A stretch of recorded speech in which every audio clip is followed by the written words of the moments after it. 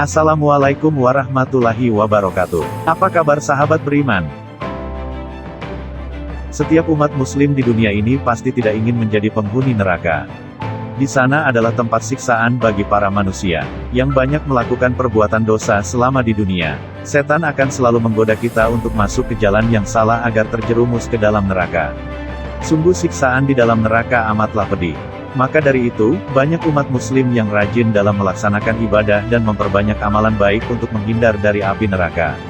Saat menjalankan ibadah, hati kita pun harus ikhlas karena Allah Subhanahu wa Ta'ala.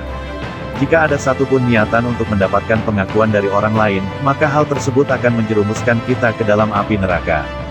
Hal ini seperti kisah seorang penghafal Al-Quran yang masuk ke dalam neraka.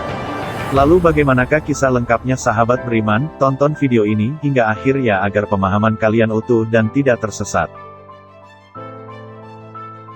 Berikut nyeri alasan penghafal Quran justru masuk neraka.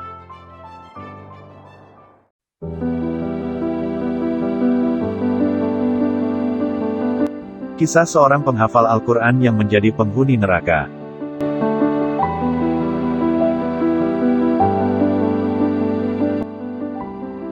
Neraka merupakan tempat paling menakutkan yang digunakan untuk menyiksa para pelaku perbuatan dosa.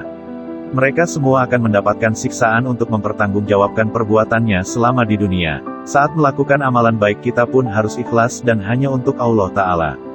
Jika kita melakukannya untuk mendapatkan pengakuan dari orang lain, maka diri kita akan masuk ke dalam neraka.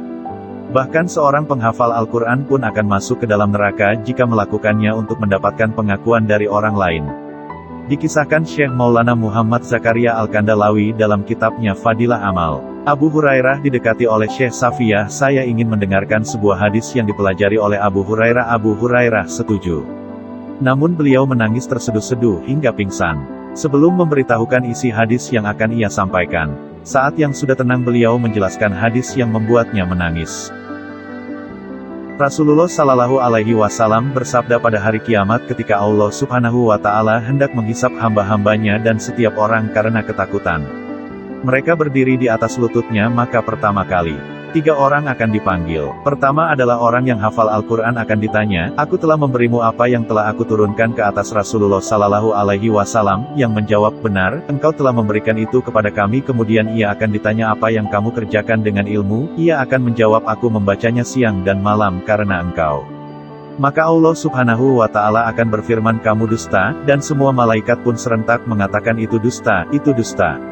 Kemudian Allah Subhanahu wa Ta'ala akan berfirman, "Kami membacanya supaya kamu disebut sebagai qori, dari itu telah kamu dapatkan." Dari kisah tadi menyadarkan kita agar dapat beribadah atau melakukan amalan baik dibarengi dengan rasa ikhlas. Menyimpan rasa ingin dipuji sahabat beriman atau mendapatkan pengakuan dari orang lainnya. Hal ini bisa menjadikan kita penghuni neraka. Namun sebelum video semakin berlanjut, klik dulu tambah loncengnya, supaya kita tetap berdebar syiar melalui channel ini. Mari berbagi pengetahuan dan ilmu yang bermanfaat. Amin ya rabbal alamin.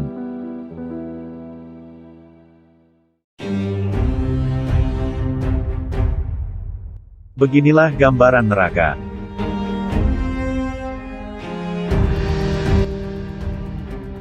Jika kita membayangkan betapa mengerikannya neraka, pasti akan membuat siapa saja takut. Dan tidak ada yang mau masuk ke dalam sana. Dalam kisah Nabi Idris alaihi salam, beliau pernah meminta kepada malaikat Jibril untuk diajak ke dalam neraka. Atas izin Allah Subhanahu wa Ta'ala ia pun diizinkan untuk masuk dan melihat neraka. Setelah selesai dan ruhnya dikembalikan ke jasadnya, Nabi Idris alaihi salam langsung lemas dan takut karena ia telah melihat betapa ngerinya neraka itu. Panasnya di sana sangatlah menyiksa. Jelaskan dalam sebuah hadis, "Apinya kalian di dunia hanyalah 1 dari 7 bagian api neraka jahanam." Katakan, "Wahai Rasulullah, sesungguhnya hal itu niscaya cukup." Beliau pun bersabda, "Panasnya neraka jahanam dilipatkan 69 kali lipat di setiap panasnya." Hadis riwayat Bukhari.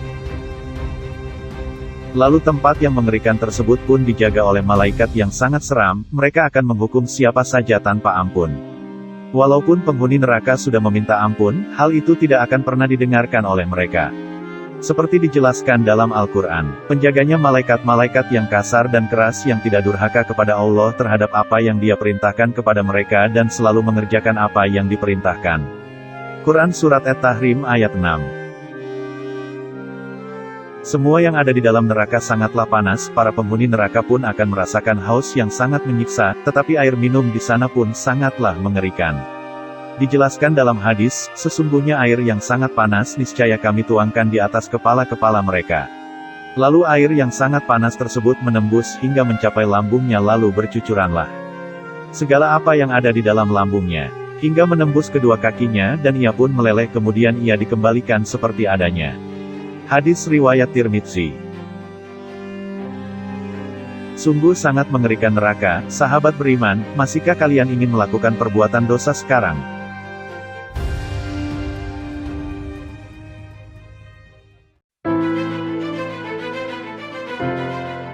Golongan umat yang masuk ke dalam neraka. Banyak godaan setan yang sangat menggiurkan, hal ini pun bisa membutakan hati setiap orang yang tidak beriman kepada Allah Subhanahu wa Ta'ala. Beberapa golongan tersebut akan masuk ke dalam neraka dan mendapatkan siksaan di sana. Salah satunya adalah golongan pemimpin yang zalim. Hal tersebut dijelaskan dalam hadis saya mendengar Rasulullah Sallallahu Alaihi Wasallam bersabda, maksudnya tidak ada seorang hamba yang Allah serahkan kepadanya untuk memimpin segolongan rakyat. Lalu ia tidak memelihara rakyat itu menuntut dan memimpin mereka kepada kemaslahatan dan akhirat tiadalah ia mencium bau surga. Hadis riwayat Bukhari dan Muslim. Dari hadis tadi kita pun sadar bahwa jabatan sebagai pemimpin adalah sebuah tanggung jawab yang sangat besar. Jika kita tidak menjalankan tugas sebagai pemimpin yang baik maka neraka bisa menjadi tempat di akhirat nanti. Lalu penghuni neraka selanjutnya adalah pengusaha yang khianat. Seperti yang dijelaskan dalam Al-Quran. Kecelakaan besarlah bagi orang-orang yang curang, yaitu orang-orang yang apabila menerima takaran dari orang lain, mereka minta dipenuhi. Dan apabila mereka menakar atau menimbang untuk orang lain, mereka mengurangi. Tidakkah orang-orang itu yakin bahwa sesungguhnya mereka akan dibangkitkan pada suatu hari yang besar, yaitu hari ketika manusia berdiri menghadap Rabb semesta alam. Quran Surat Al-Mutaffin ayat 1-6. Kejujuran adalah kunci dalam melakukan usaha. Jika kita melakukannya dengan kebohongan maka diri kita akan mendapatkan hukuman di dunia maupun di akhirat nantinya.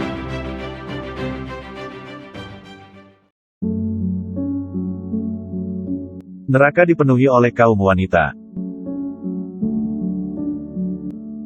Banyak penghuni neraka adalah wanita. Hal ini sahabat beriman dijelaskan karena banyak sekali celah dari wanita yang mampu dimanfaatkan oleh setan. Jangan sampai kita terjebak dan terjerumus di dalam api neraka karena mengikuti perbuatan setan itu. Salah satu golongan wanita yang masuk ke dalam neraka adalah wanita yang kufur terhadap suaminya. Hal ini pun dijelaskan dalam hadis, mereka bertanya kenapa para wanita menjadi mayoritas penghuni neraka ya Rasulullah? Beliau menjawab, disebabkan kekufuran mereka. Ada yang bertanya kepada beliau, apakah para wanita itu kufur kepada Allah? Beliau menjawab, tidak melainkan mereka kufur kepada suami dan mengkufuri kebaikan suami. Seandainya engkau berbuat baik kepada salah seorang istri kalian pada suatu waktu, kemudian suatu saat ia melihat darimu ada sesuatu yang tidak berkenan di hatinya, niscaya ia akan berkata, aku sama sekali belum pernah melihat kebaikan darimu. Hadis riwayat Bukhari nomor 5197, dan Muslim nomor 907. Maka dari itu sahabat beriman, syukuri segala sesuatu yang diberikan oleh suami. Jika tidak maka hati suami akan tersakiti dan neraka akan menjadi tempat bagi kalian kembali. Bagaimana sahabat beriman, apakah kalian masih ingin melakukan perbuatan dosa? Semoga informasi tadi bermanfaat ya dan buat kita berpikir lebih bijak. Mari bangun channel ini dengan cara klik tombol subscribe, like, share dan aktifkan tombol loncengnya.